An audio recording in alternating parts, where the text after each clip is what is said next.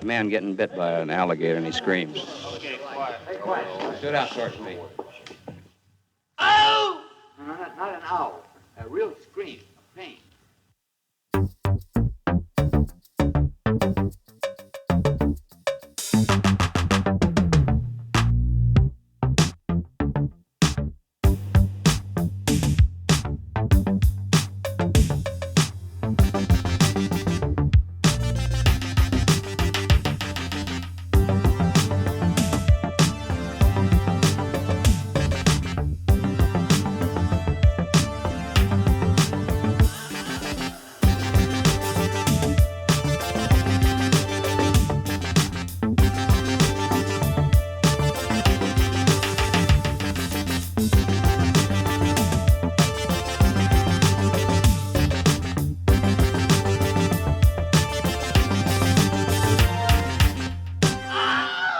Let's roll it.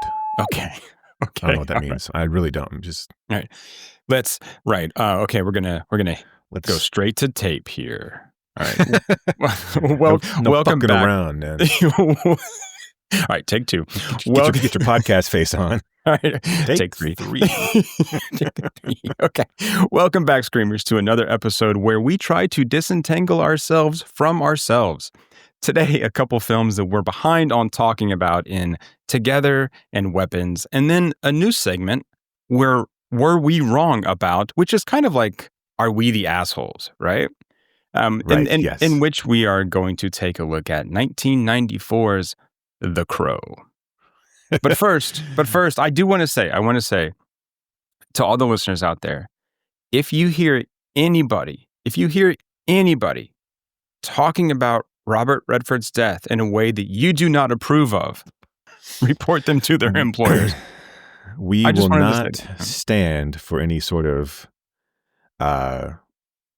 generic movie fanboy culture out there at all. We won't. That's You right. either follow. You're either with us or you're against us, and There is no that's middle where ground. there is no middle ground, and we will not stand for, bad words being said against Bad Mr. words. Mr. Redford. like Bad like, words, like yucky or right? just bad words. So I just wanted to get that out of the way. It's good. It's good to lay the groundwork. Yeah, right. You always ask me that when we come up on the podcast. I do. Luckily there is zero going on in the world today, and everything seems to be calm. And so fine. And yeah, I've got nothing to talk about, and it's probably just for the best. Let's just leave it at that. No, I haven't. Yeah, I mean, There's no pretty commentary. boring. Everything is great. Even at AMC, there were movies that were being shown. I was just going to say, there's nothing going on, so it's fine. What I was saying was that AMC seemed to be showing some, lesser known films, Lurker for a while and Splitsville for a while. I don't know if Splitsville's still showing or not. I think I might have missed that one at the theater, but they were showing Twinless, which I highly recommend to go out and see. And then they look to be showing the Bost Morons. I think was that what they called? That new Duplass film? Baltimoreans? Baltimoreans, yes. That would make way more sense if there's an actual city with the more in the title. I don't know. Yeah, I'm not a very good podcaster, so I think we've come to establish that. Look, here's the thing. Just imagine what would happen if we were too good. I know, right? Yeah, that's the gift we give to you guys is that we're not so good that you feel like you're obligated to listen or to be a part of this. And if we do this long enough, we may get to Lion State. I don't know. Yes, someday. You have no idea what you've unleashed upon the world, Brock. I know. I told myself I wasn't going to do that. But so did you get a chance to catch Lurker? I didn't. I wanted to, but there these was a lot weren't of stuff that was like right. There was long, a lot, right? I mean, yeah. No, they were not, and there was a lot of stuff that all kind of hit at once, and it just wasn't a great. Which, again, I mean, I know that we bitch about theaters all the time on this show, but why do that? Why have them all there, at the same, these smaller films, have them there for like the same weekend, and then Yeah, I don't know. I mean, and not again, keep them like in. also, it just feels like there are things that are hidden unnecessarily. I mean, like, Right. I shouldn't have to. I don't know. The AMC app is fine. But like, it feels like there's programs and things that they could be doing, like the seen unseen stuff that they could be kind of pushing a little bit harder. And I know that's Yeah. a popular thing with them, but like, but I don't know that those it feels like, again, I have the app, right? You know what I'm seeing. You know how often I go. Why not push something out to me and say, hey, Right. we've got this going on here, and you want to check this out, or here's the trailer for this. Go see it. But Yeah. but anyway, yeah, that and again, I know that's kind of putting a lot on an app, but it would be nice to be able to see, some of these, or at least know that they're there, easier than, I don't know. It's been a weird time, I guess, just for releases in general, but I didn't, yeah. So I don't know. Yeah, I I don't don't know know what the fuck's going on. So yeah, no, I mean, let's get into movies, I guess. Let's talk some movies. Let's do it. All right. Let's jump into Together. Together.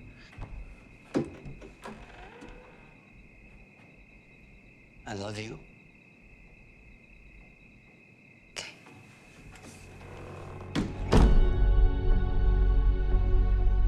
What's going on?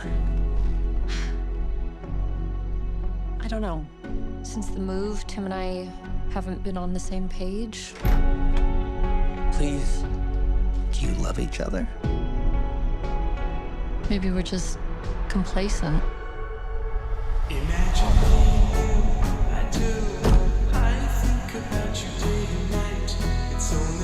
Well, complacency can sometimes simply be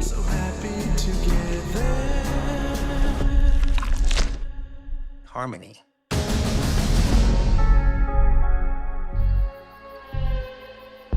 This could be the beginning When you roll over, then you're on my hair. of something wonderful. Tim.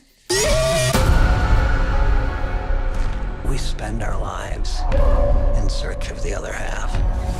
If you think you found that, don't be so quick to let it go. I think something's happening to us. Listen to me. Listen to me. We've got to get out of here.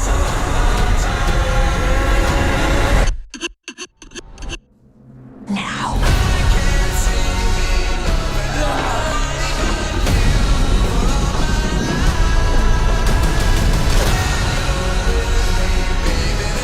It's gonna be okay.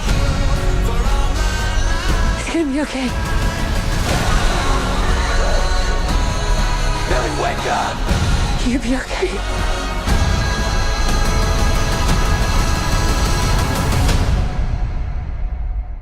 Whiskey for the pain.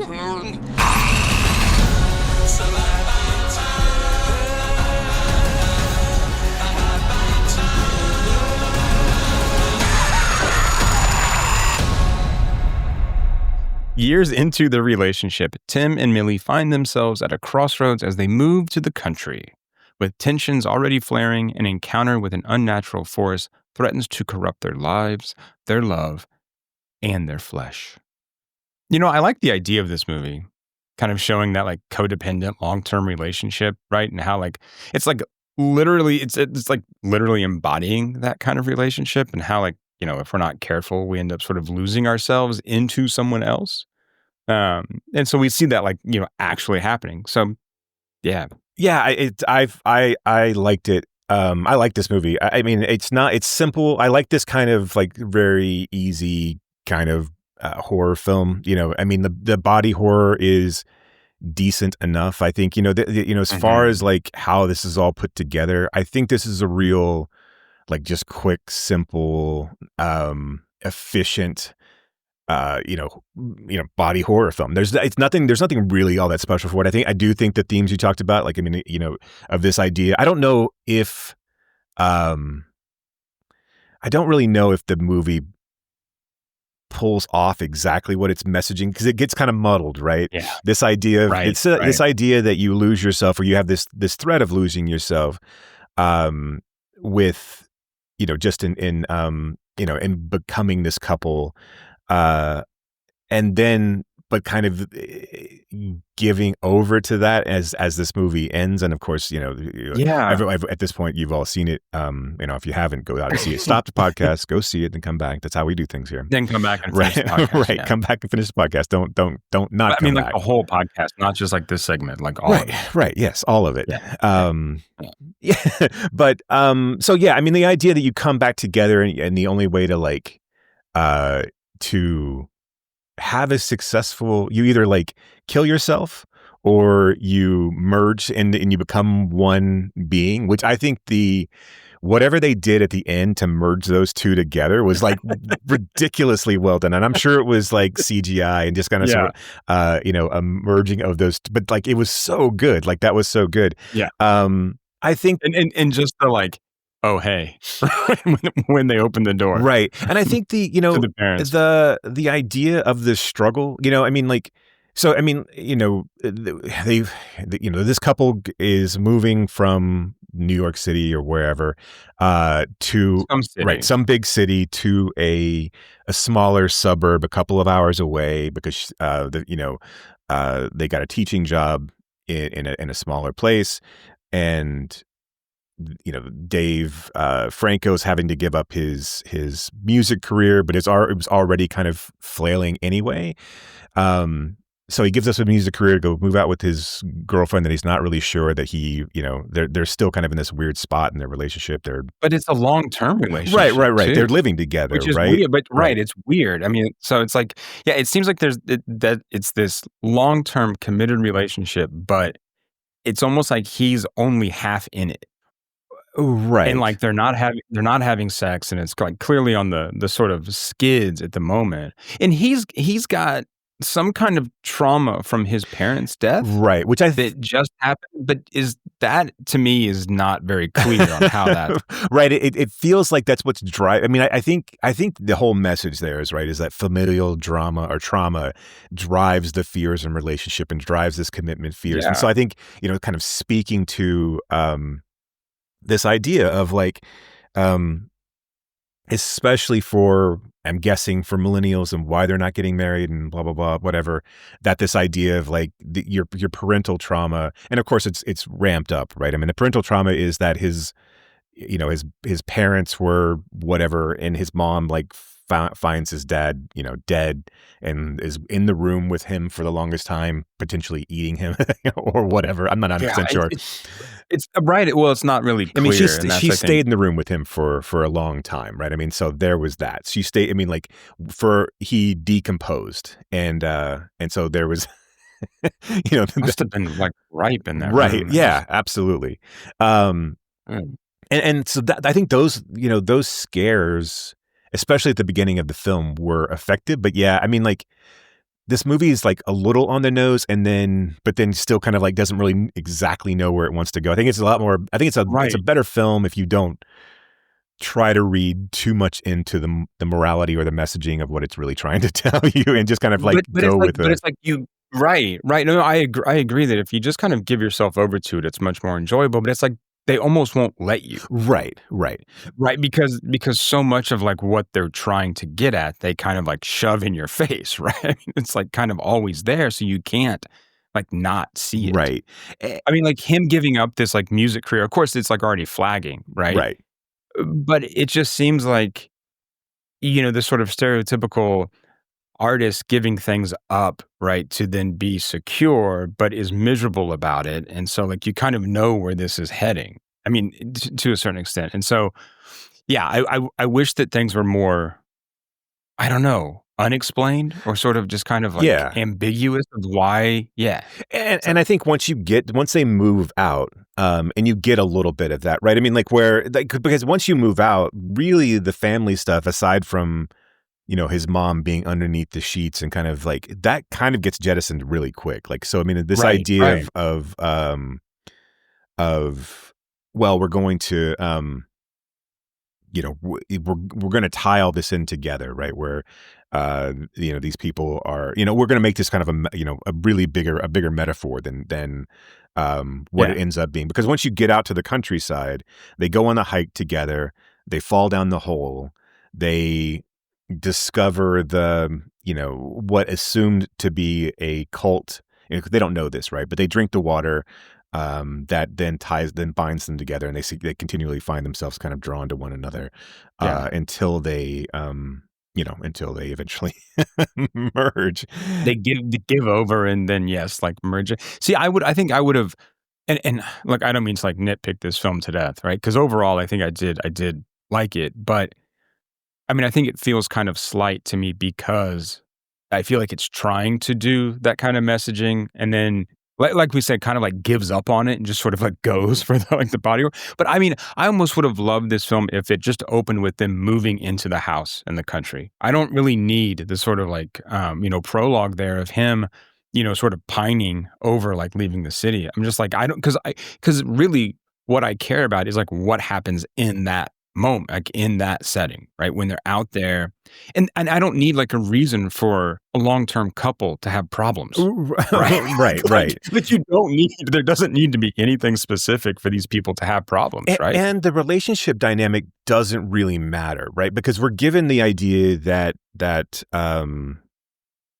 Al, what's her real name? I forgot. I typed it out to you. Alison Brie? Yes. Is it? Yes. I don't know why I got caught. Because I always equate her to Annie in Community, obviously. So I lose the thread. Right. And she's Brie Olsen, right? No. That wait, was Alison Brie. no, That was Alison Brie in Community. What? I'm confused now. Wait, Maybe I'm wrong. Yeah, Alison Brie, but then like the blonde girl is Brie Olsen, yes, right? yes, In that is Community? Brie Olsen. Yes, Yeah. You were saying you equate her to her character. Yeah. Well, and- yes. So, Allison's again, the dynamic doesn't need to play out the way that it's just not necessary. It's not really necessary to the story, right? It doesn't, because his mom issues and him being kind of ineffectual in the relationship, again, then never really plays out, right? I mean, like and like there's, again, the way that the mythology works, it doesn't really feel like, I mean, he drank the water first and dove in, but like once they both drank it, it doesn't, like at that point, then they're tied together, right? So we're kind of made to believe again that he's the weak link in all of this. But again, I don't really, like you said, I don't know, the prologue is not necessary in this case. And again, it kind of undercuts the messaging as a whole of like, I don't know if this is what the movie's trying to tell you, is that like all millennial men are weak-willed and like, and then and all have ineffectual mother issues and are tied to some sort of like, once they latch onto you can't get rid of them. And there's really like at the end of this, there's, even if they don't want like sex as much as they used to, right? And at the end, there's really no like redemption, right? I mean, like, yes, he offers to kill himself, but so does she, though. I mean, and so it's odd that, it's odd that we have the dynamics play out the way that it does, in this sense. But, so yeah, I don't know. I mean, like, I think you're right. I think it's better to not like look too deep into this, because it really, at the end of the day, like, you have the dog horror, right? You have the body horror where the dogs drink the water. Weirdly, is that the best dog body horror since The Thing? Yeah, it has to be, right? Okay, right, yeah. And then you also have the weird, like, again, not looking too deep, because if you start to like really piece it apart, why were the rats stuck up in the attic, all tied together and conjoined? Like, why were the rats going from the field up to, and also, this was a cult that lived in this area for a long time, right? And then kind of, so one, I guess, assumes that everyone in this community is now, back with their entire, their full half, or their full persona. Right. Right. So there's a lot of that mythology that just kind of goes. And the origin of love storyline is fine. I don't necessarily know, like, again, they don't do anything with it aside from allowing them to kind of like explain why the cult would want them to join again. But again, that doesn't really seem like it benefits the cult in any sort of way. The cult doesn't really seem to really exist anymore. And so it's an odd, adding all of that in, it just seems like it's explanation for, for something that didn't, I guess, really truly need to be explained. This is probably a cooler movie if they just start to get, if we just leave out all of the origin of love stuff, where of course, and if you're not familiar and you haven't seen Hedwig or familiar with the Greek story where Zeus got afraid of our power, the humans' power, so he split everybody in half. We used to be people that were walking around with 2 sets of eyes and 2 sets of legs, et cetera, et cetera. That old story where we're trying to put ourselves back together, doubled up. Right.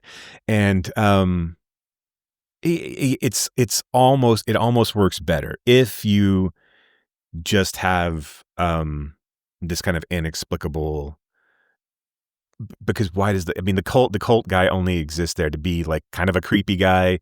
Yeah. And almost like set up like initially as, oh, is she going to have an affair with this guy? Is he going to be like a jealous boyfriend? Right. Right. So, and in the cult, and like that guy, okay, that guy is not that old. So the cult, like, when did it disappear? Right. And why is it like a sunken ruin? Right. Why not have, why not do some weird kind of like Wicker Man thing with like everybody in the community? Do something like that with this film. And that's what this needed to be, right? There needed to be, they needed to pull back the curtain a little bit bigger. And like, because you're in a town that has kids, right? That has elementary school kids.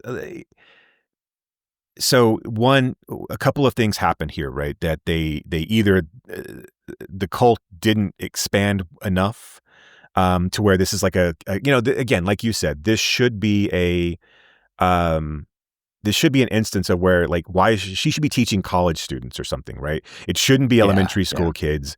It should be kind of a creepy Children of the Corn type thing, where you get to the town, the job seems great, but why? Oh shit! Why am I really here? Right? Like something is percolating in in the ethos of this city, and it's So I mean, like, a lot of it just doesn't make sense. So this movie needed to be bigger rather than smaller. There needed to be more around it, for it to really truly work.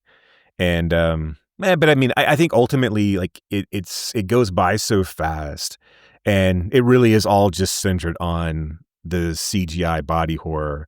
And I think ultimately that stuff really works. I mean, I think the end scene where they come together is silly but kind of fun, and like the eyeballs coming together, and then of course just the way that they look, right? It's gross. No, like hands under the skin, just kind of like it's cool. I think this movie looks pretty cool. I think the visuals are pretty cool, and I don't mean to. I mean, I feel like I've been kind of rough on this film. I mean, not that anybody gives a shit if I'm rough on a film or not, but like Dave Franco's somewhere sitting there going, I know, this motherfucker. Let me call this bitch up, right? Just be like, but look, Dave Franco, if you're out there, like, no, please do give me a call. Like, we'll talk, we'll chat, right? Because overall I did enjoy this film, but the more I think about it, like, the less is there.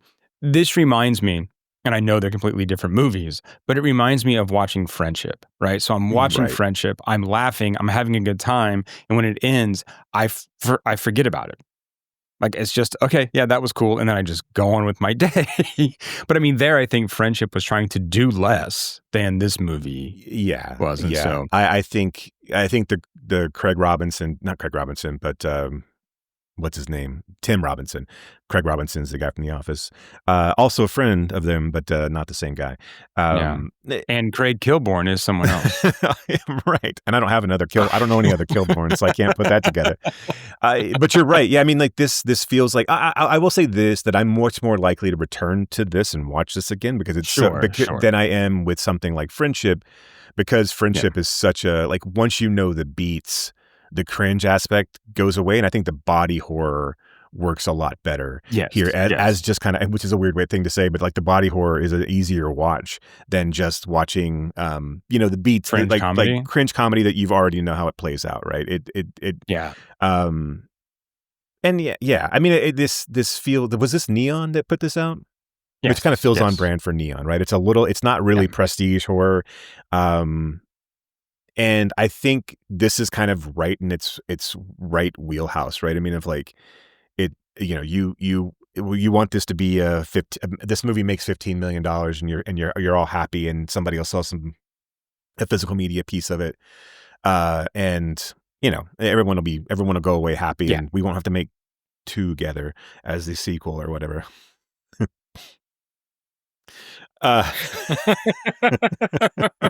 TOO together. Oh man. But yeah, I mean, but ultimately I sat in the theater and I really had a good time with it. And I think both of them, like, I mean, look, obviously them being married, I think what they do really well, and I think what kind of puts this over the top for me is I truly believed their dynamic, right? I believed his kind of ineffectualness. I believed her, her power in the relationship, but her kind of unease as well. And this need to kind of like shit or get off the pot kind of, mentality. I think it played all of the beats right. The sex getting sucked together beat plays right. And as painful and as awkward as you think it will be. I think that the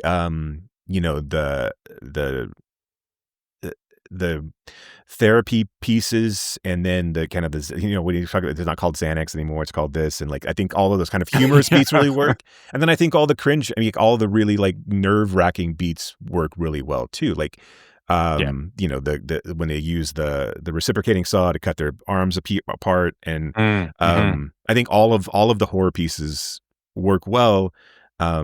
Ultimately, if it's not like a real meaningful movie, who gives a shit, right? I mean, I wish it kind of, I wish it hadn't split that ground as much as it tried to. Wow. Did you just look at me and say, it's not that deep, bro? I don't think Is I that said what bro. that was? I don't think I ever said bro. Okay. All right. I might have said though, but I didn't say bro. Yeah, I don't know. It sure sounded like bro. I mean, I know we're watching a millennial film, but man. Right. Did you see that, I know. Did you see that, China did a CGI and took away the homosexual, the cult leaders, they like CGI'd a female face on his partner. Oh man. Well, and then hey, we're not far away from that, to be honest. Right. In this country. And I forget what the plagiarism piece was. So I forget what they were talking, what the movie was called, right? You can't find it anywhere. Something like Happy Partner, was that? Or like it's something like that. Yeah. But I mean, I think that's an interesting story. I don't really know, one way or the other. But the way I understand it, people came to Franco and Brie with this film, with something similar to this film, and they turned it down, or they didn't want to take part in it. But then they got on board with Shanks because they wanted to produce this one. And so I think like part of the complaint, or part of the reason that people are suing, or what they're saying is, they didn't want to do ours because they wanted to produce something of their own, and then they just took this idea and like went over there. And of course, Shanks is like, look, I've had this registered with the WGA and everything. So I have no idea. I mean, I think ideas can be similar. I don't think this is that unique of an idea where like two people couldn't have something, going on there. If you want, the only thing that is available is the trailer, and it's you can find it if you look for it. I think it's called Better Together, or something like that. It's something. Okay.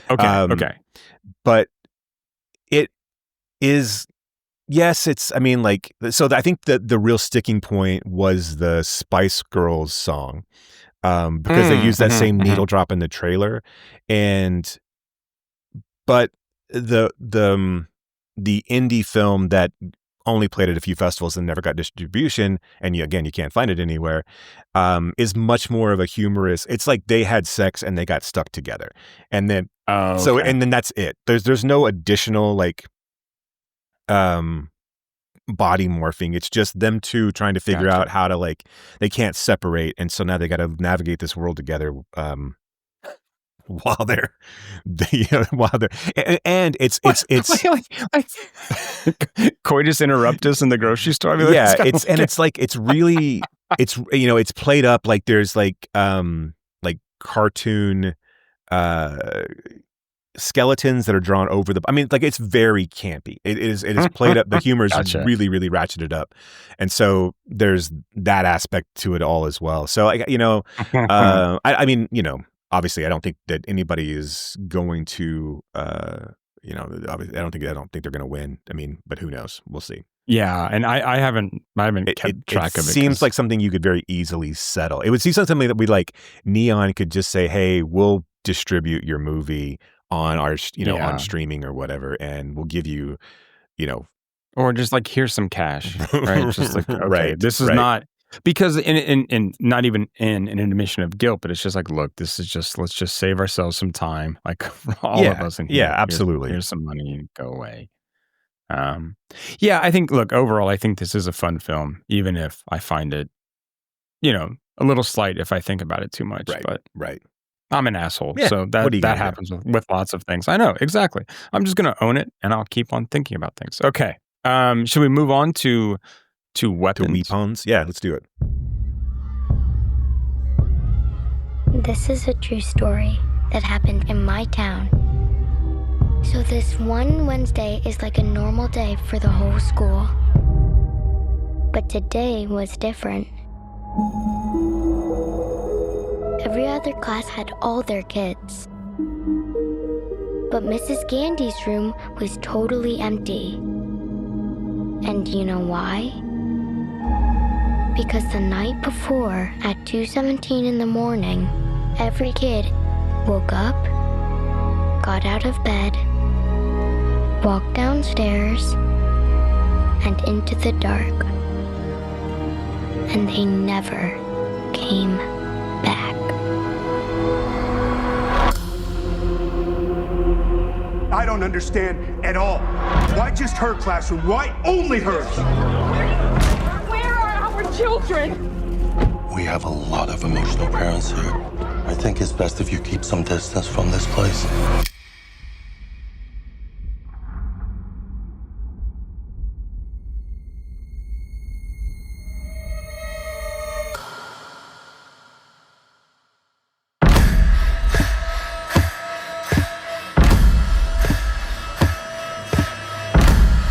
Matthew, where are you?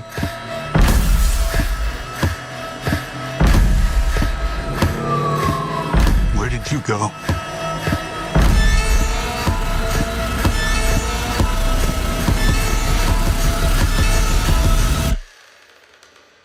This is where the story really starts.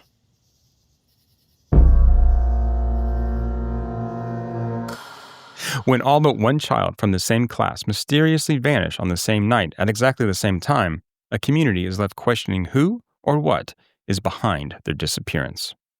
So here's a hot take. I think Krager is a good director. Mm-hmm. Okay. That's my hot take. Nice. No, I know. Right. I was kidding. Yeah. Because it's not a hot take. I mean, I think he's a solid. Yeah, he's put together there? A couple of solid films for sure. Yeah. I don't know. How did you feel about this film? I really dug it.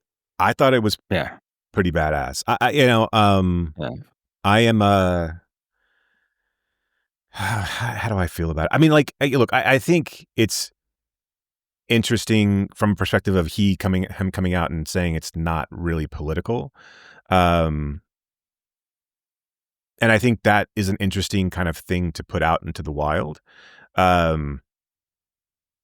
Just because I do think it is. I mean, I think the title, it feels weird to me that, like, a lot of it feels downplayed. Like the Khmer Rouge like photo, and like I know it's a Naruto run too, right? I mean, like, so it feels like it's like I know that he came out and said it was, this is a story about me and his partner passing, and so there's all of that aspect of it all. I mean, where it's also about alcoholism and how all of these different phases kind of played in, but I do feel like, with specifically the 217 and the House vote and like the number of votes that the gun control bill, I just feel like there are so many messages there that I just don't know why. I mean, either say that it's open for interpretation and however people want to take it, or just kind of walk away from, or just, not say anything at all. I mean, it just feels weird to kind of like deny those pieces of it. And, yeah. And so there's that aspect. I think that would have been, I don't know. I mean, I don't know why you kind of like have to answer those. I would have just said, look, the people can take away a lot of things from this movie. Obviously there's things in this movie, but this for me was a very personal film about, the dealing with the tragedy of, and so there's a lot of things in there. I'm dealing with the tragedy of a friend dying. I'm dealing with, historical trauma from alcoholism. There's other things in there. And these are the things I'm interested in talking about. And I'm not going to talk about anything else. I think denying that it was, and again, it's his film, do what you want with it. But I think to me, this is what Longlegs should have been. This is a really perfect example of the mythos being this kind of voodoo mythos rather than this kind of supernatural devil mythos that doesn't really make sense in Longlegs, works really well here. This idea of it plays well with the this metaphor does really work. And then I think ultimately when you meet the this movie does a really great job of hiding its villain that Longlegs didn't do.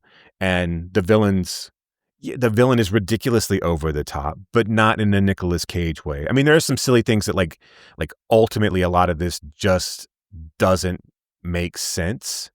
Well, I mean, like, sure. It doesn't like hold up to logic. It makes sense just fine. But like this idea that,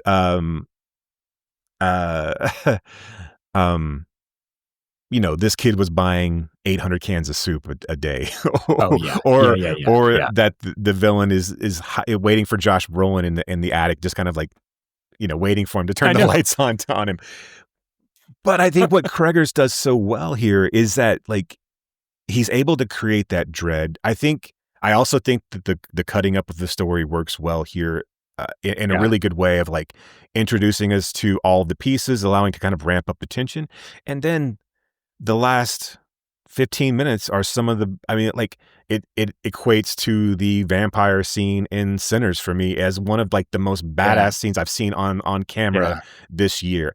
And I think that's one of the things that I think what separates Kreggers from someone like Peele, and I know Peele, and not to diminish, but like you're talking about two, and the reason I equate them obviously is because they come from comedy background. They're both now kind of these established horror directors, is that Kreggers has the ability to kind of to really put you on the edge of your seat, and not in like my skin's crawling way, but like has those kind of shock value horror aspects to him that I don't think Peele has. Because if you look at something like Barbarian, just the kind of you pushing back into your seat because something on the screen is scary as shit, I think Kreggers does really, really well. And I think this is a huge leap and bound over what Barbarian did. I think Barbarian was a lot of fun, but I think this is gonna be a signature movie, which makes me really, really disappointed for his next thing. But whatever. I mean, that's. Well, look, he could breathe brand new life into Raccoon City, man. I just don't fucking care, man. I know. That's the other thing. Yeah, like I'm with you. I don't care about that at all. I don't. I want to ask you a question though, because what you just said, how Jordan Peele is not the director that I would have thought to equate Krager with. Well, I mean, like, why did you pick Peele? Why do you hate Jordan Peele? Because all lives matter, man. That's what I'm. No, I'm obviously just fucking around. No. I don't hate Peele, but I do think that like of the kind of soup du jour horror directors of the day, and the ones that are going to be getting kind of like that main. See, because I would have picked Perkins. I don't consider Perkins on the same level as these guys. I think Perkins is kind of a hack. Okay. I mean, like, because I don't either. But I mean, I don't know. It seems like to me that Peele's making different. They don't feel like the same movies or the same types of films. They seem because I agree with what you're saying about like Krager and what he does and how he makes you feel and how he makes you like push back into your chair. I think I 100% agree. But I don't know that Jordan Peele's trying to do that. No.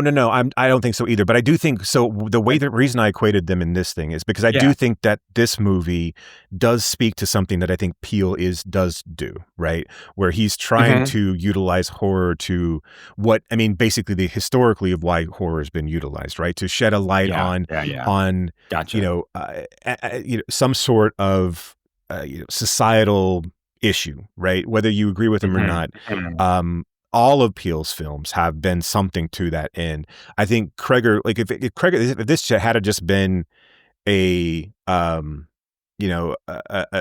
Barbarian, then I don't think I would have equated those two together. But I do think that Weapons is one of those films that, like, if you look at this, and I mean, like, again, and maybe I'm reading too much into it, right? But I do, with the AK, and this wasn't an AK. I forget what kind of gun it was. The assault rifle on it. It was probably an AR-15. Yeah, AR-15. That's right. It was. It was an AR-15 showing up on the in the sky.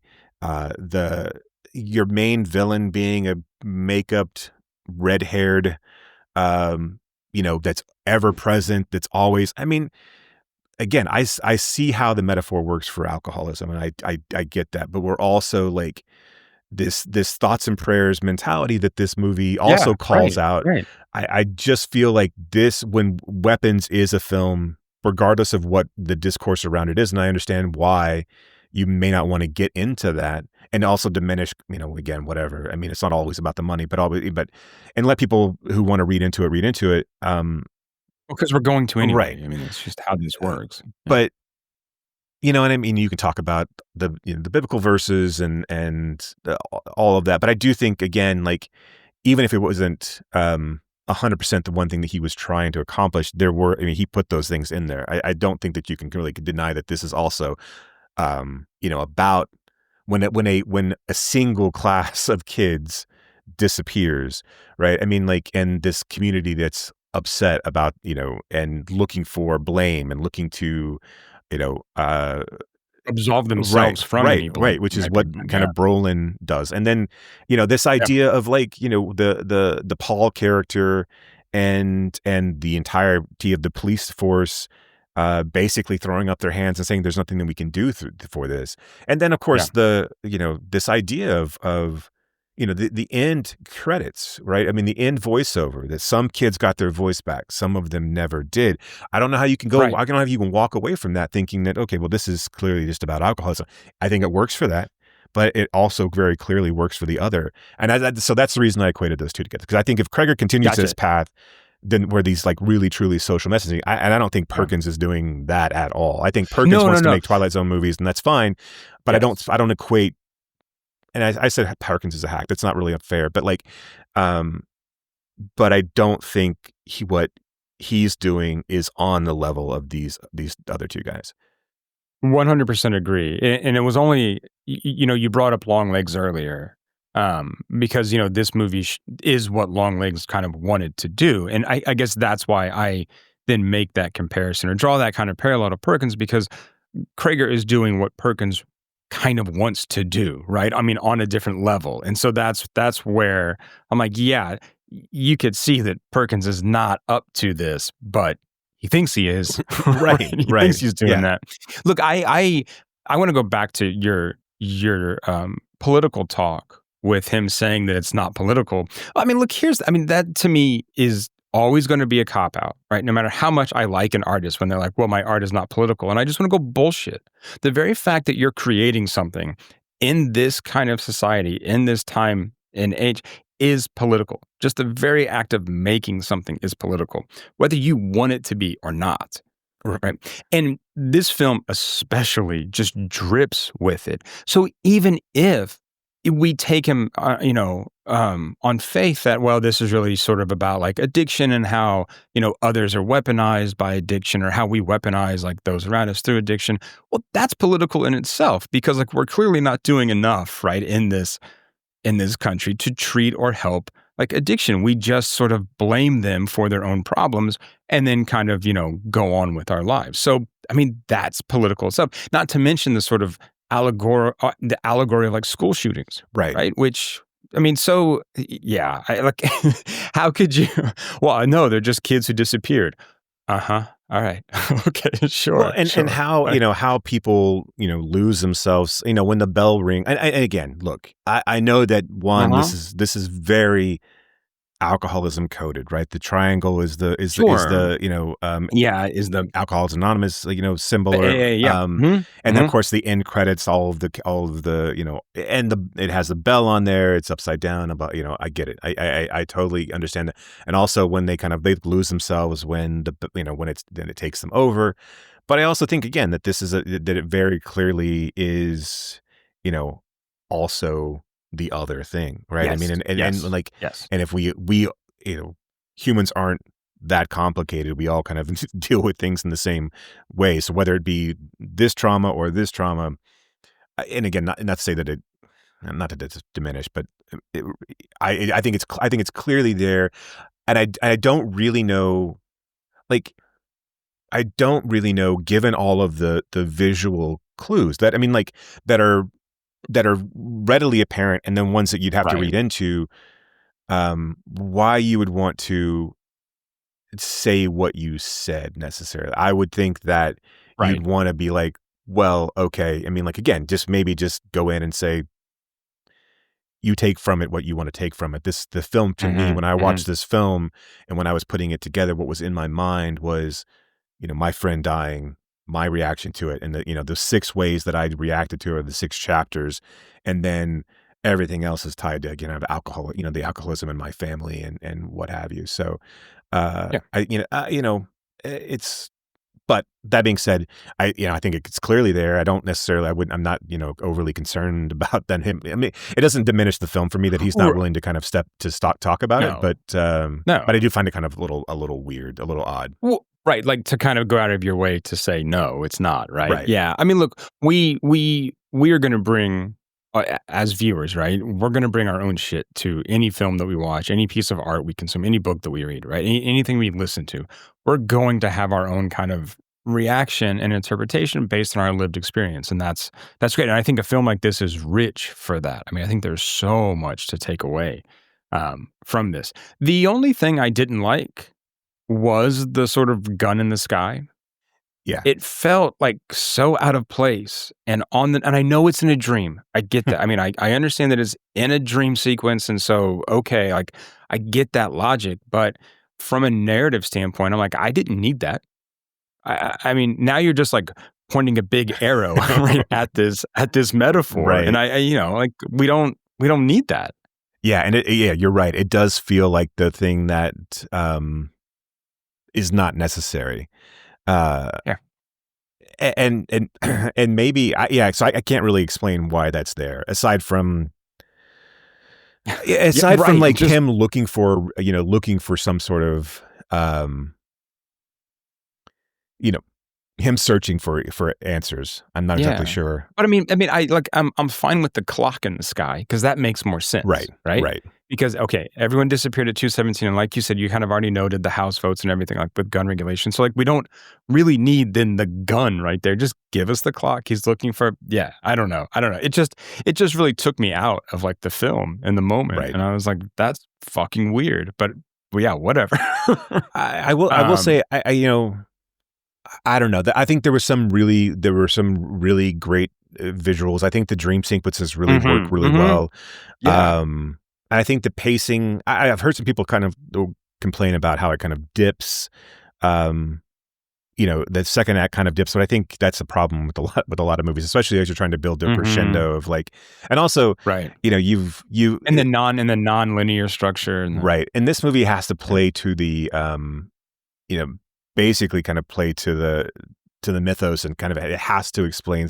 Otherwise, people are going to walk away extremely pissed, right? I mean, like I think if this doesn't like go through and explain the witch and like how all of this works and how we got to where we were, with the boy taking little pieces of everyone's name tag off of their everyone's name cubbies tag, and stuff, yeah. right? I do think that's going to draw things down a little bit. I mean, like in regards to the pacing of it all. But I do think, like, I mean, honestly, I think all of the character pieces really work well. I think it does it spends just about the right amount of time on all of them. I'm always pleased when June Diane Raphael shows up in a film, because she's always funny. And I just thought that this, like, I don't know how you walk out of this film like not just kind of being blown away by the like the last 10 minutes. That last action sequence is so fucking good. It's so good. It's so good. It really is. And it really is great. This idea that the kids are the ones that are turned, and the ones that can solve this problem, but deal with. I mean, like, man, I don't know. I thought the gore and the makeup effects, and I think I just thought all of the tension was really well done. I think that's one other thing that Kreger does really, really well is he's really good at framing. He's really good at directing kind of a misdirection action sequence, and then kind of telegraphing his moves just enough to where you get nervous about them. Yep.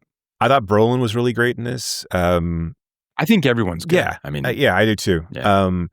And yeah, just like I said, then I'm just like, why are we going to Resident Evil? I don't know why. Like, yeah, and I get. Okay, so you've gotten your 2 movies that have done well, and yeah, you can do a passion project, and he'll get a huge cast.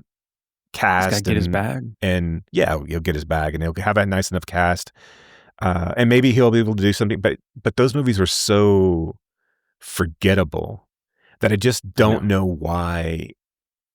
This is something like, why are you going to a pre-established property that has had, I mean, like, more movies than I think people know have been released for Resident Evil. Like, there were a ton that didn't get, like, they went direct to video here and only got theatrical releases overseas because they were huge overseas, because overseas, for whatever reason, they just don't care. They just want popcorn, right? I mean, it's like, and to be fair, like, for countries that don't do a lot of producing of their own art or their own movies and things like that, these movies are simple, right? I mean, it's just, I just want to go see big, spectacular, bombastic things on screen. But I don't know how many, Paul W.S. Anderson, I mean, I guess it keeps him keeps him rich. And I think his name Jovovich. is Paul Thomas Anderson. Yes. The Paul Thomas Anderson. That would be a coup if Paul Thomas Anderson did the next Resident Evil film. What if Paul Thomas Anderson actually is Paul W.S. Anderson? It's just a pseudonym. It's a really, really thinly veiled pseudonym. No one had any idea. He's married to Maya Rudolph and Mila Jovovich. So, hey, which, well, and they understand, right? One wife for each persona. Right. Monday, Wednesday, Friday. There's no confusion. He can still answer to Paul. Right. Tuesday, Thursday, Saturday, and Sundays are for himself. He gets those days to himself. Hey, so since you said kind of going off to like an established franchise and not doing something newer of your own, I think this is a good time in the program for me to issue a formal apology to Chloe Zhao. I know Chloe Zhao has been waiting for this apology. You're gonna dial her in because every chance that I get, I take to shit on the Eternals and grumble about Chloe Zhao doing the Eternals and then being attached to doing the Buffy reboot. And how I wish that Chloe Zhao would do like a new, small, artsy film that like she's good at. And she's doing Hamnet. And by all accounts, it's amazing.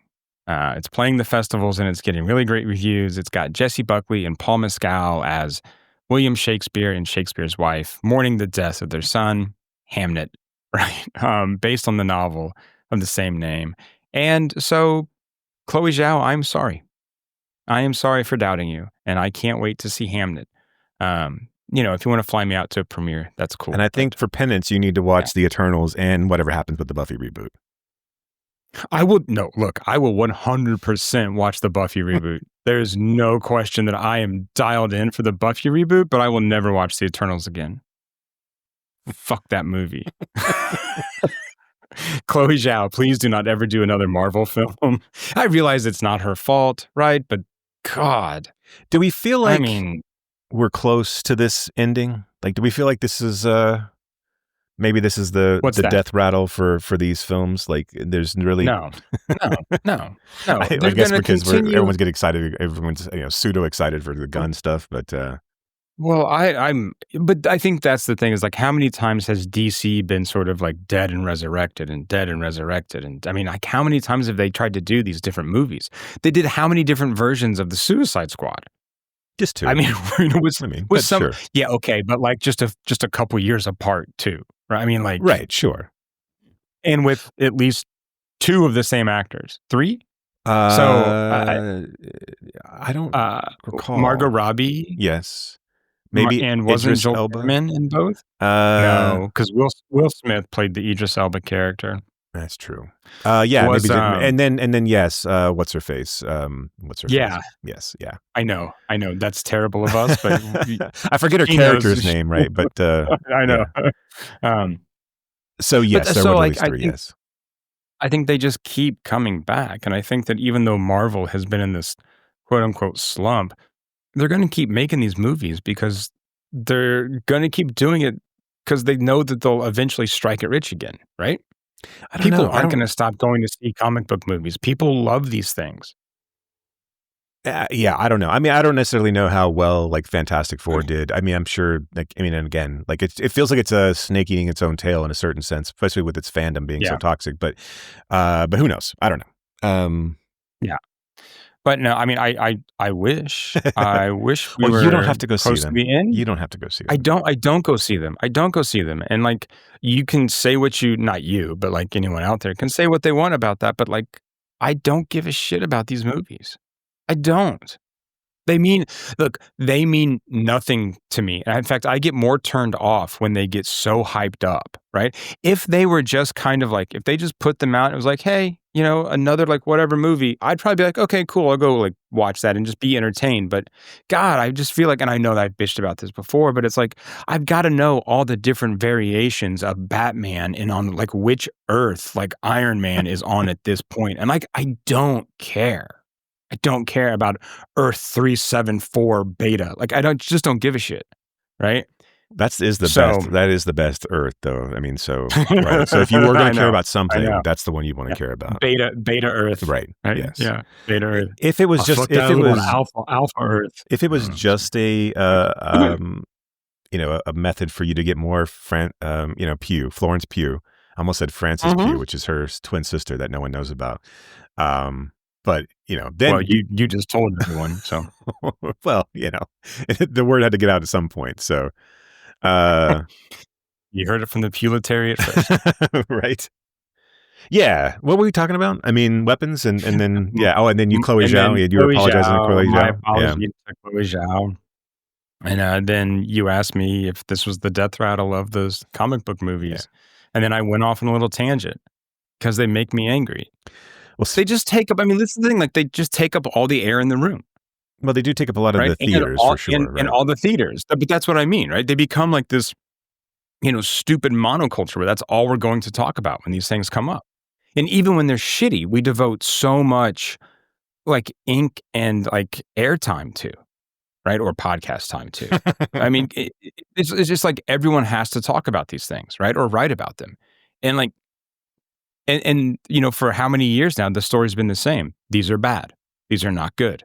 Right? What happened to Marvel and Kevin Feige? Did they lose their mojo or whatever? And Right. yeah. And yes, So- I mean that there is that aspect of it all, right? I mean, so what are you gonna do?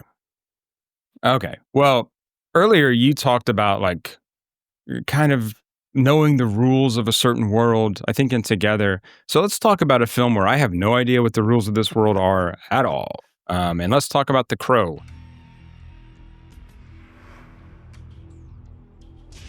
People once believed that when someone dies, a crow carries their soul to the land of the dead.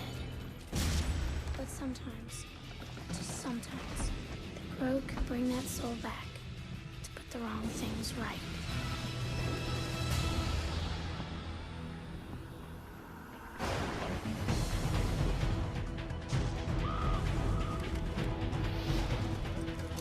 You're all going to die. Is that gasoline I smell?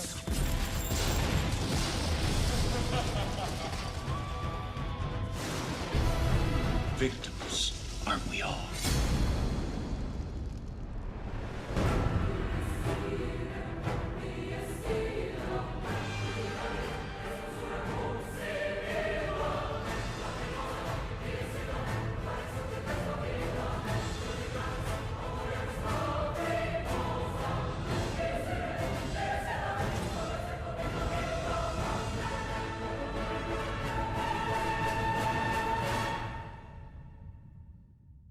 The night before his wedding, musician Eric Draven and his fiancée are brutally murdered by members of a violent gang. On the anniversary of their death, Eric rises from the grave and assumes the mantle of the Crow, a supernatural avenger.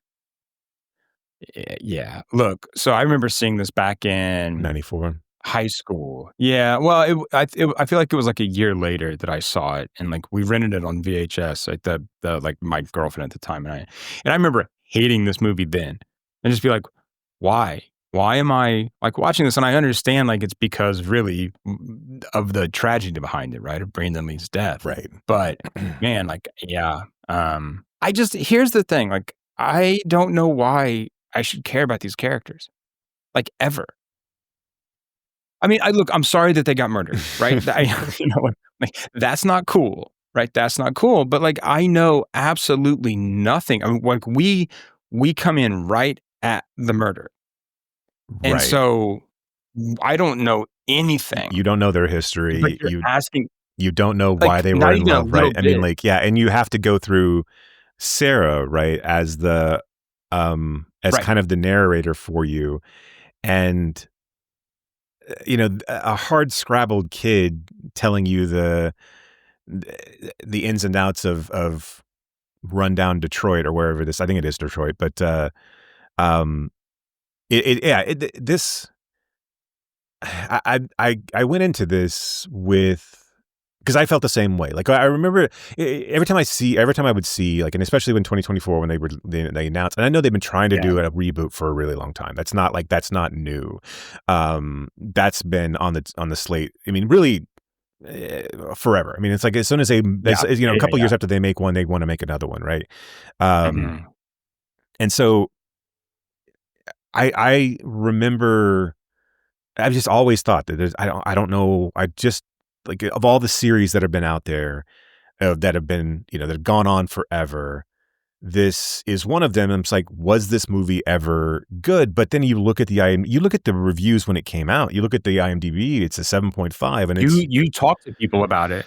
yeah, and it still gets artwork. It still gets fan art. It's got its own Reddit thread. Like, I mean, not that that's necessarily an indicator of good or not, but like, but That's the mantle of true art, right? If it has its own Reddit thread, but yeah, it was one of those ones that I was like, I remember when I watched it then, and of course, I think it did really well. It did financially. I mean, like that. I was just like meh on it then. Not like I didn't hate it necessarily, but I was just like, yeah, okay, this is just.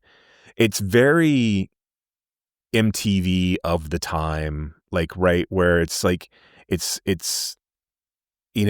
I don't know. It just has that aesthetic, right? I mean, like whereas like everything was kind of Nine Inch Nails and this kind of rainy, street driven, like Right, dark and right. goth. It's got that like kind of like Seven vibe. I Right. mean, yeah. So when I went back to watch it this time, I was like, okay, well, there's clearly something that people have connected to. So I'm hesitant to like kind of shit on this big in a sense because I do think it connected with people in a way that I can't really figure out why. Well, because I mean, it let people be goth, right? I guess, but I mean, I like, mean, it was like, oh, that's like it's like representation, sure, right? I mean, seeing oneself, and like that's cool, that's fine. Doesn't mean that it's still not like a shitty film.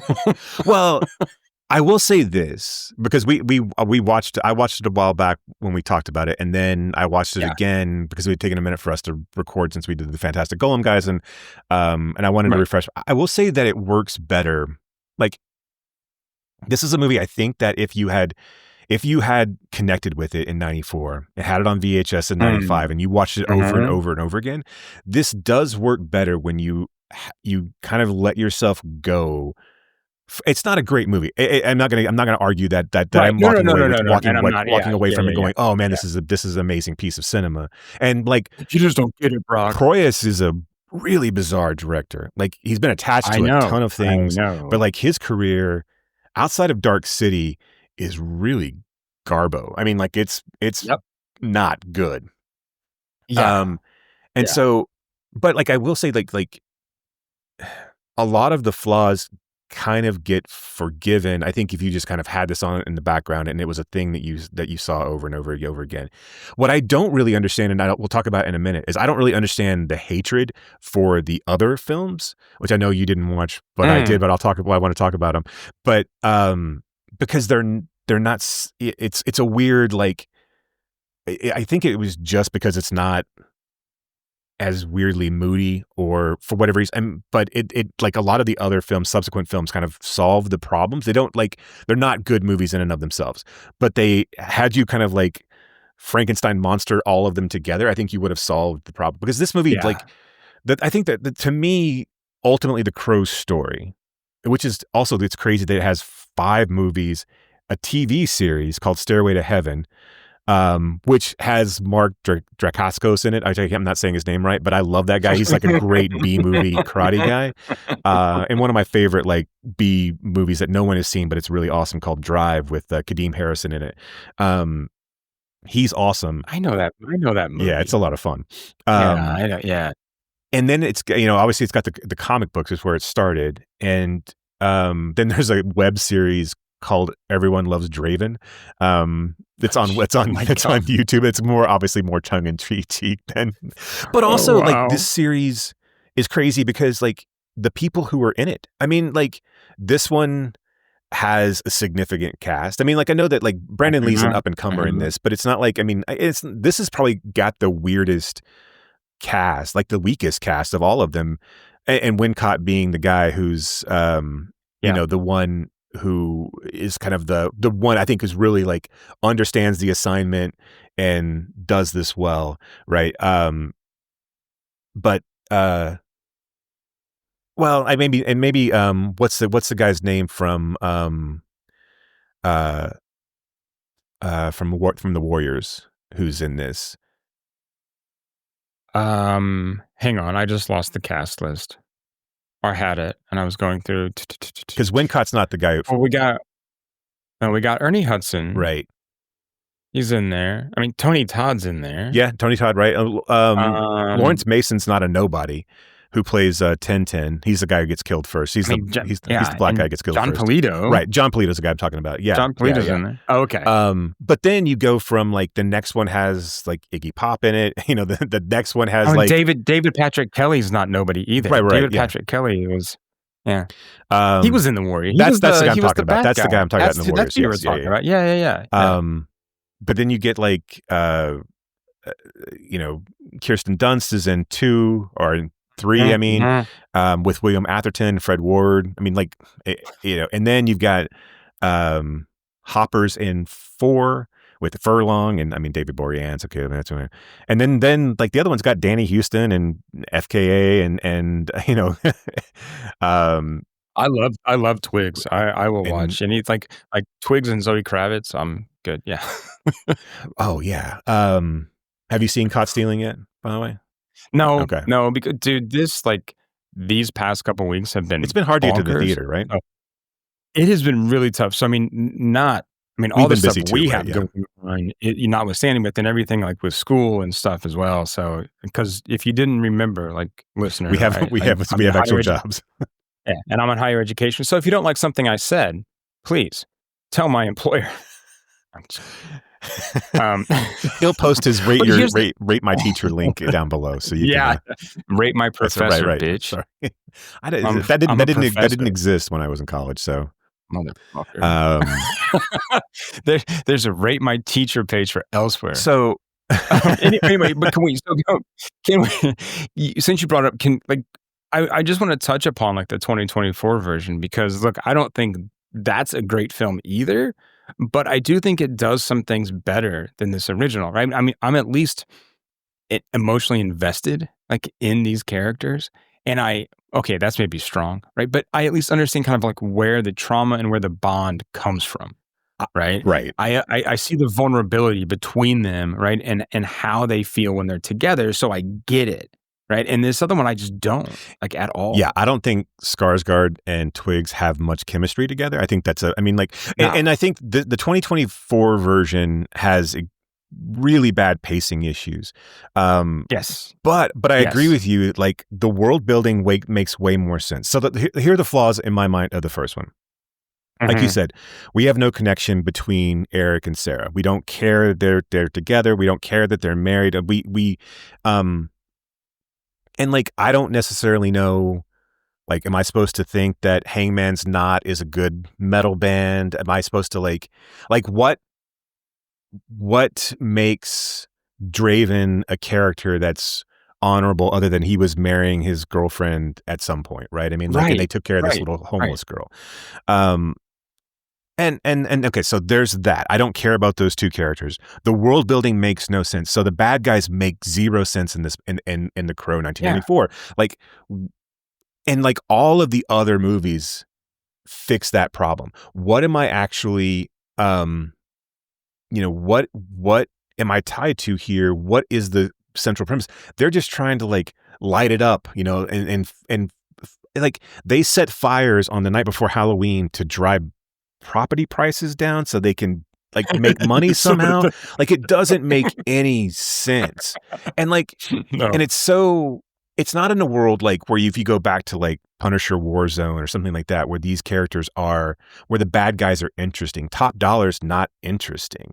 Like and I think by 90, and this isn't like a Mad Max world either, right. We're supposed to be in the real world, right? They're nihilist kind of for like nihilism's sake, right? Right. So yeah, you don't even get like kind of a Jack Nicholson's Batman type of thing, or there's nothing here to tie you to. So there's no stakes in regards to, okay, yes, they raped and they killed these people because Sarah was they were trying to get these people out of this building again to There's what like renters rights, to what right? end? Like right. It's such a episode 1 type bullshit of like we're trying to do some sort of like ridiculous like civil protest and now we're going to run these people out. Just nonsense plot device that doesn't make any sense. Like, okay, so again, like, why do I care about the bad guys? And then also like the Crow as a character is in this movie is not a great superhero, like because he is invincible, right? So all he has to do is just go from bad guy to bad guy to bad guy and kill them. He can't get hurt. He can't get killed. And he doesn't really feel pain. So there are no stakes other than him like getting revenge. And then the only way that they have to like fix that is that when Top Dollar's incestual, relationship with his half sister, who's also kind of a medium of some sort, figures out that the bird can be killed, or the bird, if you kill the bird, then you hurt the crow.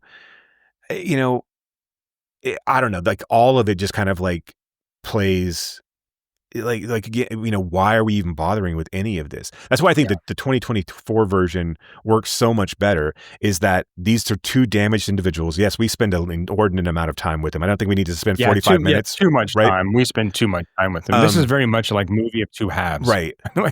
But you get the fact, okay, but in the 2024 version, the idea is that he can save her life. If he kills the people that kill her, she can come back and they can be together again. So now there's reason to do this, right? This is not just some crow bringing somebody to get revenge. This is a guy trying to get a means to an end, right? But his love has got to be true.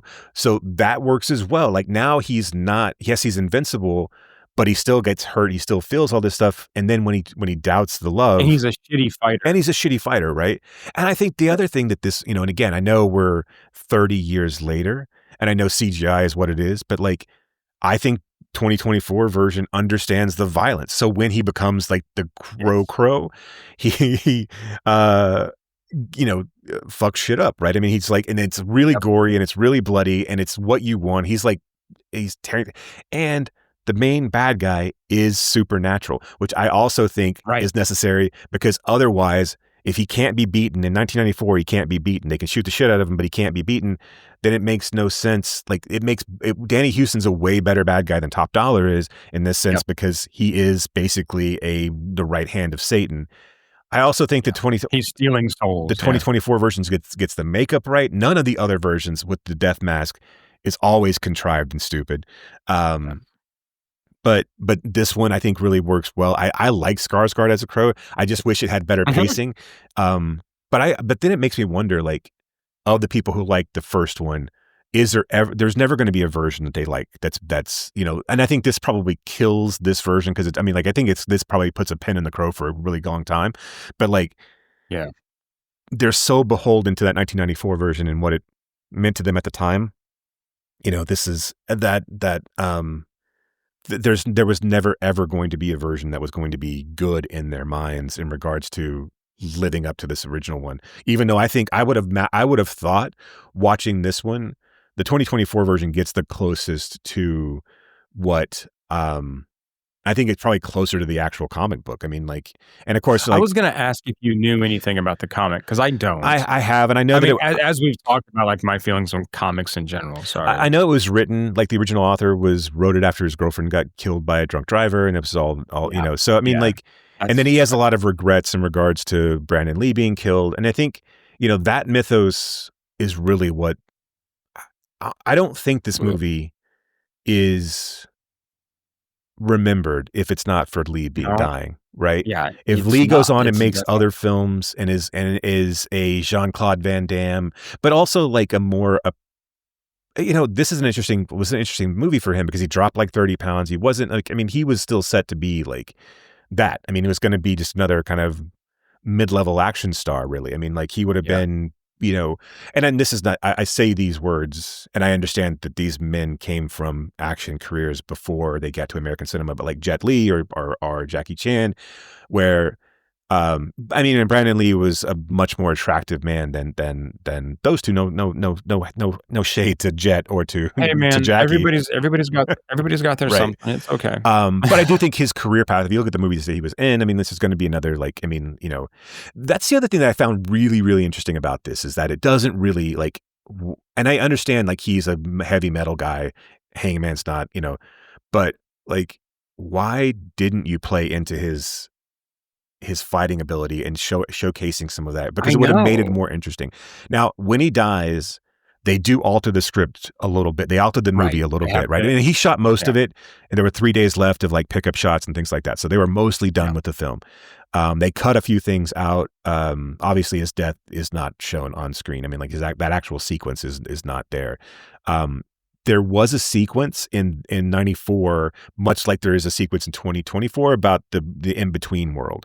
And so Michael Berryman was going to play a part in basically shuttling Draven between the netherworld and the real world. So he's going to go back and forth a little bit. So I think that would have actually helped the movie to kind of explain that a little bit more. Yeah. But I don't think it would have saved it in any sort of sense. I mean, and I think like it feels too 94, Batman-y in this sense too. Like it feels like a lot of the set pieces feel like Proyas kind of working out what he's going to do with Dark City eventually. And then, so a lot of the shot sequences, especially the beginning one, and a lot of the overblown, like him throwing himself through the window and like, the sword fights and I don't know, like, I think what the 94 version does is that's really just so off-putting is that it really needed to give us something more of their relationship. We needed to spend, or, we needed some more voiceover that kind of explained them if you didn't even want to sequence that. But like having her dead and having Hudson be the first person that we meet in this movie, aside from Sarah, like it just feels like again, why should we care in any of this? And then like, it's, again, like a lot of the mythos doesn't make sense. I mean, like why do they wait a year to come back on Devil's Night again? Does he, and again, there's no stakes there either, right? I mean, like, does he have 24 hours to kill these guys? Does he feel every bullet shot? I mean, like it makes, this is a better movie if like, there's like nothing. Right. If there's a struggle for him to do this, like he has a timeline where he has to kill all these people. And Top Dollar can't help himself but fight. He knows that, but he can't help himself but fight these guys. But yeah, I mean, there's nothing. He just goes, okay, well, I'm going to go kill 1010. I'm going to kill Fun Boy. I'm going to, and then, and that's, all these, and all these other stupid names. This reads like a Dick Tracy novel, right? Or a Dick Tracy movie. It's right. But yeah, I mean, like without Al Pacino. And look, I know you're never going to go watch it again, but if it happens to come across, you'll be like, all right, this is, I mean, whatever, you'll know the beats. There's nothing else on. I'll put it on. Right. Just kind of like taking that. I don't think anybody's really like, aside from our Warriors guy, no one really truly understands the assignment in this. They're all kind of like, they're all spouting like comic book lines, right? It can't rain all the time, or the I'm, move and you're dead. And he's like, I'm dead and I move. I mean, that's all trailer bait horse shit. Like it should never have been in the actual movie. So I know. It's bad. I just don't think I don't like it at all. I just don't. I just don't. I think the writing's bad. I think all that shit's bad. So there were 3 other ones and I watched all of them. City. That's how dedicated you are to this show. Yes, and just in general to bullshit. Just just things that I don't need to do, and I could have been productive. I could have done other things. I could have paid attention to my family members or whatever. I mean, there's those. Look. That takes a lot of work. I think we all understand. Like watching the other Crow movies. So, City of Angels. Again, all of them kind of fix the bad guy motivation problem. And so City of Angels, the guy's name is Ash Corvin instead of Eric Draven. But his kid gets killed. And it's got Mia Kirshner in it. And Iggy Pop plays this guy. Iggy Pop plays this guy named Curve, and he's just a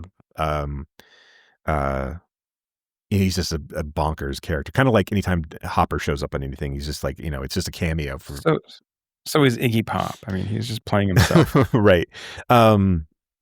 It's not, supposedly that one had a ton of interference from the Weinsteins, and like they took away a cut, and there's supposed to be a director's cut, and someone actually put together a fan edit that the director Tim Pope, who was another music video guy. He did a bunch of the Cure videos and like then really never did anything else outside of this.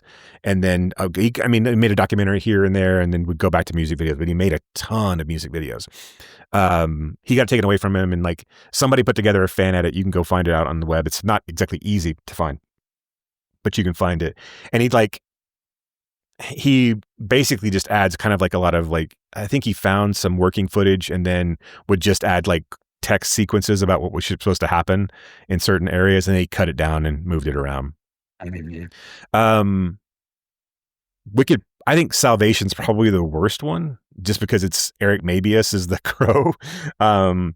Oh And God. then, but like Wicked Prayer to me is the one that I think, had it not have been um David Boreanaz as the kind of bad guy. So like it's way more, it's completely bonkers. Like it's Edward Furlong and Emmanuel Triqui, I don't know how to say her last name. I've never heard it actually said out loud. Are like, It doesn't exist. they That's why. right. They're like forbidden lovers, like that no one wants them to be in love, and then of course she gets killed by, but Boreanaz is like he's like trying to do some sort of devil's night type of, not burning things down, but he's trying to invoke some sort of like spirit to come into him and like be kind of immortal essentially. So like they're just doing like really evil things, but it and it's got Trejo's in it, as well as Hopper, and I think Furlong plays the role because he's way more vulnerable and like he doesn't know how to fight, and so it's like he's like doesn't really want to be the Crow, which I think really kind of works actually well for that story. But it's directed by the guy who did I forget the guy's name. I have it here. I think I can pull it up real quick. The guy who did Six String Samurai. So it's his next film after Six String Samurai, and but then he never did anything else. Lance Mungia is his name, and then really kind of never did anything after that. But like, it's not good, but it's the closest one that you could see. Okay, this one has something. And if it, again, the two main bad guys are David Boreanaz and Tara Reid, and I think that has a lot to do with why it's not good. But like, had you gone a little bit more bonkers and had a little bit better actors in that, I think you could have kind of done something cool with it, although no one would have liked it. I mean, it was never going to be, it was going to be direct to video. It's not like it was ever going to be, oh, well, this is the thing that like we're excited about. It seems like a movie that is tailor-made to just let Tara Reid off the leash and just go nuts. Yes. Yeah, there's a sequence that be as bonkers as you want. Right. There's a sequence where she like takes Emmanuel's eyes, and then she ends up like getting them taken away from her, so she's blinded at the end. But like, but it has sequences kind of like From Dusk Till Dawn. Like there's two Hispanic characters that like played death and another, but they're like over the top crazy, and like there's there's text on the screen that's kind of nuts. It was very much of like, I don't really know how to explain it other than like, you'd see a character introduced and then it would just kind of cut and still frame, and then all this like crazy ass text would come on and explain what they were doing, right? So yeah, I mean, one of them was war, one of them was famine and pestilence. So like, yeah, the guys who played Boreanaz's like crew, henchmen, were war, famine, and pestilence. And it kind of went through all of those like sequences kind of as a still shot on the screen. It's like the first 15 minutes you're going, okay, this is kind of cool. And you don't hate, like, Furlong was going through some shit at the time, but like but like, I think Boreanaz and Reid don't know how to play not as a direct to video villain, right? I mean, they play it so high that they can't quite Nick Cage what Nick Cage would have been able to do with it, or like, right, or like right, you've got like, I know you've got Trejo and Hopper. Trejo probably would have been able to do it. Hopper, you probably cost too much money to keep him on screen for much longer than what you had him on there. Right. But it would have been better to have somebody else play those roles. Macy Gray's in it. No. Yeah. Really? Very, very, like, not very much at all, but yes, she's in it. Whatever happened to her? I don't know, man. I really don't. I like that album that I she don't put either. out. I mean, like, dude, fuck yeah, that was a banger. I mean, it really was. Yeah, I don't know what happened to her, or like. Yeah, no, I don't either. I guess I can look it up real quick. There's her name is clickable right here on the Wikipedias. On the Wikipedia. Let's see. 2016 to present. She put out an album called Stripped in 2016, and then released her 10th album in 2018. 10th album. That's crazy. And then, she competed in the, God. What did she So it's compete like in in? 2020. Jesus Christ. Sorry. I know I'm like reading all this. This is really good podcasting. But like, and so in 2021, Gray competed in season 3 of the Australian version of The Masked Singer.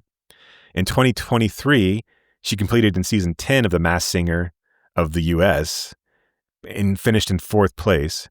And then 2025, Wow. she competed in season 6 of the British version of The Masked Singer. So like, she's really, really like, sticking with that, Masked Singer money. I guess it's good. That's And then she released an album in 2023 with the California Jet Club, called The yeah, Reset. called Reset, And with then like American flags all over. and then she's headlining on How Life Is in the 25th anniversary tour of her first album. Yeah, I Try. Right. Her first movie. Or no, I'm sorry. On How Life Is, right? That's the name of the record. On How Life Is. Right. Right. That had I Try on it. Yes. That had I Try on it. Yeah. As well Yeah. as Sexomatic Venus Freak, which I don't remember that song, but I do. I'm sure if I heard it, that just doesn't like. I'm pretty sure Caligula's referenced in that song. Of course. Why wouldn't it be? That was a good record. I mean, Yeah. not just the song, Yeah. because like, look, it's kind of like I Try is kind of equivalent to like David Gray's Babylon, Sure. right? It's like, it's a good catchy song that if you hear it too many times, you're like, that's enough, right? There are other songs on this record. Can we listen to those, please? Right? You know what I mean? Like, yeah. And then they get sort of like pigeonholed into like, that's the one song that everyone knows. But you're like, yeah, but that's not really representative of their catalog. So, because I know you're a huge David Gray fan, and I'm just trying to like, yeah, thanks for bringing I it know, all back I around. look- I appreciate that. I like, yeah, you see how I did that? I like David Gray too. I mean, I'm not like a super fan. I didn't go follow him around like the UK like you did, but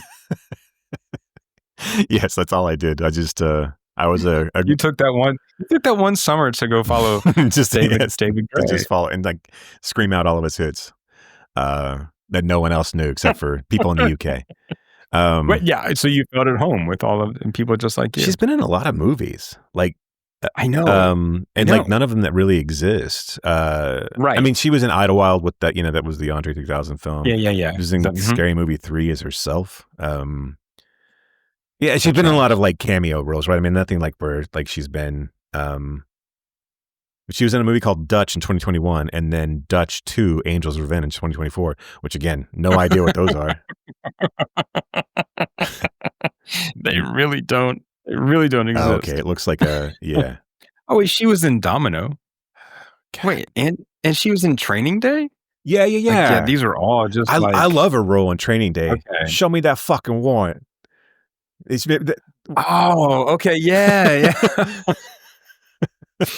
All right, Turn your head away. He's gonna shoot me. I think she's great in Training Day. That's yeah. Yeah, no, these movies don't exist how do at you, all. I was not a fan of Domino. What? No. Another reason that Richard Kelly doesn't get work anymore. Right. Right. But yeah, I mean, like, Tony Scott did so much that, yeah.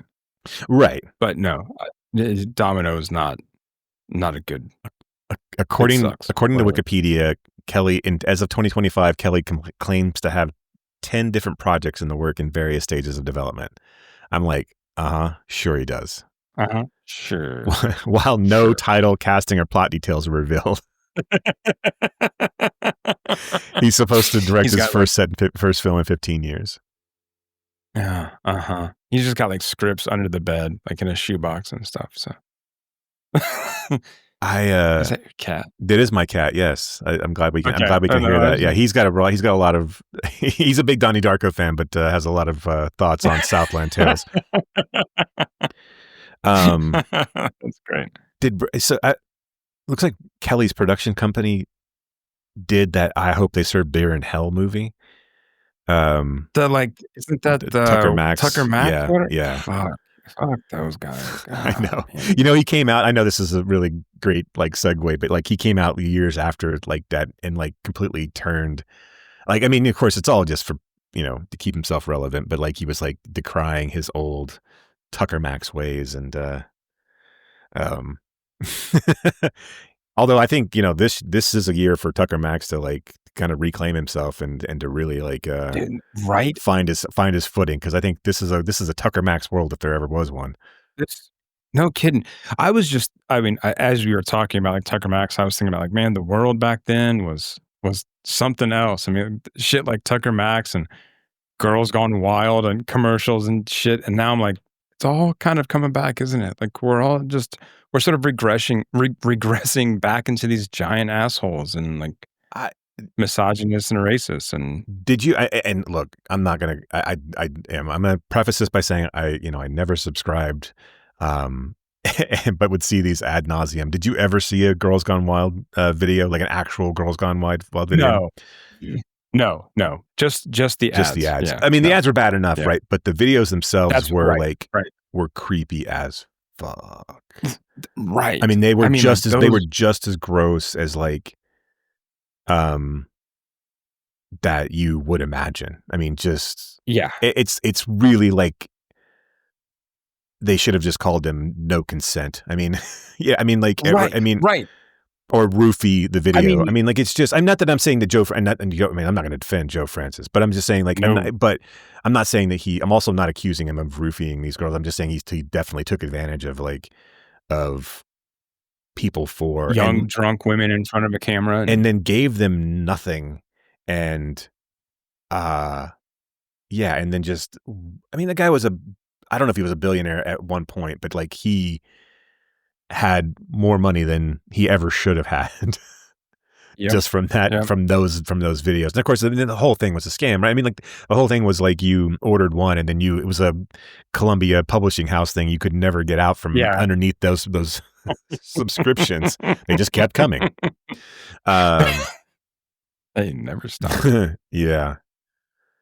Good times. Well, look, speaking of good times, next time, wait, you like that segue? I did. That was good. Next time, we're going to talk about a couple new films, and we'll finally start our journey on the early alts. Robert Altman's first or early films, and I mean, we haven't actually talked about this, but we're going to start with his first proper film, The Delinquents. We're doing his, like, what are we doing? The 70s to his entire 70s career, is that right? Okay, so we're not going to start early. No, I thought we were going to do just his 70s to like from like 70 to 79 or 80. Which would put us right before Popeye, I guess, because Popeye was 80. Right. But I thought we were just going to do the 70s. I didn't know how early, which is like 13 films, by the way. Like, I mean, it's not like it's like he was. I was going to say it's still a lot. He was ridiculously prolific. Okay, because let me find. Yeah, so The Delinquents was 57, and then he really doesn't do another movie until. Hang on. Because that can't be right. I thought he did something before McCabe and Mrs. Miller.